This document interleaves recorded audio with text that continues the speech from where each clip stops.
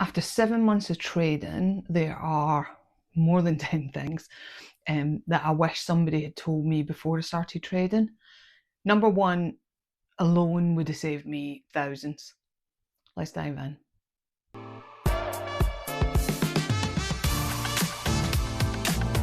After 7 months of trading, there are 10 things that I wish I had really absorbed and known before I got started. The biggest mistake I made wasn't a bad trade, it was believing that I could learn in a few months. Trading is much harder than it looks. Binging on YouTube channels, everyone looks profitable. If I just was sucked into that pretty much straight away when I was formulating a plan to potentially get into day trading. I genuinely thought it was going to be really easy. Not many traders I've come across on the learning platform that I use YouTube as a learning platform. Not many of those have showed, to begin with, that I was following, showed any mistakes. They just showed you all the profits. They showed you all the easy setups, even the back testing. When they were showing you that, it's easy to look on a chart once the candles are formed and be able to set out a successful long or short. But I really got pulled into that. I don't know if I really picked up on this as well, that learning is going to take a lot longer than you anticipate. The last video that I posted, I had an amazing number of comments, but there's quite a few other traders who said the same. I'm certainly still very much at the beginning of this journey, 7 months in. Risk management matters more than entries. If you're going in and you're having to size up your stop loss as soon as you've gone into a trade and been able to create that space for the trade to run, means that you are risking a lot of capital. There's just no point in doing it. And quite often what I'll do now is I will measure out how safe my stop can be, and if it's over a certain amount, I'm not going into that trade until I've got a better setup for me. Daily loss limits, I think that's really important. We shouldn't go to the maximum. I've now, 7 months in, I've refined this, and if I have 2 losses in a row, I'm out, and my risk to reward has really scaled down, I would say, over time, just because psychologically I know that if I have 2 losses at that risk amount, I don't want to be trading anymore and risking tripling that size. I've also learned that one good day doesn't change anything. We're going to have good days, you're going to have bad days, you're going to have win days, you're going to have runs of win days, you're potentially going to have runs of loss days. I definitely know that I'm still in that psychological place where I would rather end the day in like a $5 or $10 profit, as long as I think there's something psychological when I'm looking at my charts. If it's green, I'm happy. I don't care what that, well, obviously I do care, but I don't care what that amount is. If I've had a couple of trades that haven't played out as expected, even if it's been like a minor loss, if I can end the day green, I will. But as I said, I won't risk. I have done, but I won't make that to risk massive losses to make that amount. And I'm getting more comfortable with having lost days, especially now they're not as catastrophic as they have been over the last, I'd say, kind of months 1 to just after 6. And in the same vein, one bad day doesn't mean that you're a bad trader. Certainly not. But that, I would say, like I said in my last video as well, that has taken me longer to get my head round than a succession of green days. Like I will, like, psychologically, I'd give myself a really hard time if I had one bad day. But then when you look at my previous stats, those bad days, as I said, they were the maverick days. Some days they were mass losses because I was trying to catch it back. So yeah, I don't do any. I wouldn't say I don't do any of that. I do a little bit of that, but it's not nearly as bad.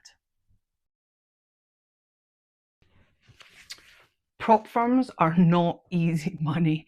They aren't at all. They're, in a lot of ways, they are more restrictive than if you were trading on a live account. And a couple of traders that I follow, and I'm really, this sentiment really resonates with me, is that when I get to a regular stage with the prop firms that I'm going to be having those regular payouts, a percentage of that is automatically going into a live account so that I can start building up my live account funds. I'd also recently made a decision that I've got a live account, but I'm at quite an interesting drawdown on that, would be the nicest way of saying that.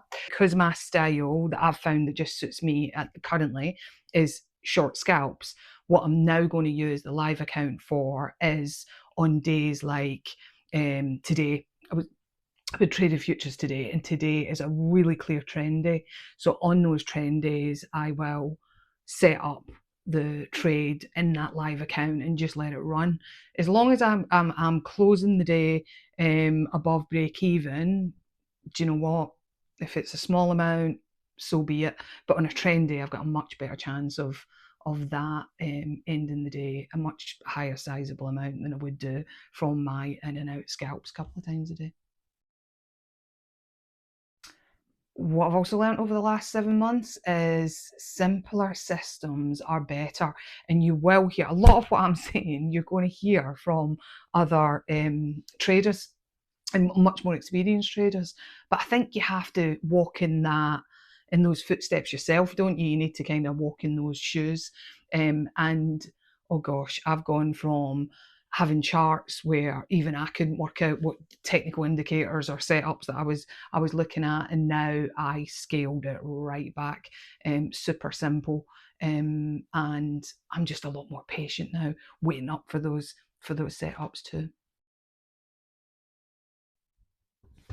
Which does tie into the next point, that trading is mostly waiting. Never thought that as well. My goodness, if you were to look at, oh my God, my trade history at the beginning of this journey, oh, I'm sure on some days I was like scalping up to 40, 50 times.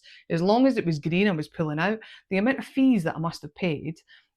So yeah, I would now, God, I don't even think I'd realised it. Now I'll sit and I'll just wait for that trade to play out. I do still have an issue of going in too early sometimes, but again, that's a learning curve. Journaling is really helping me to pull that back a little bit.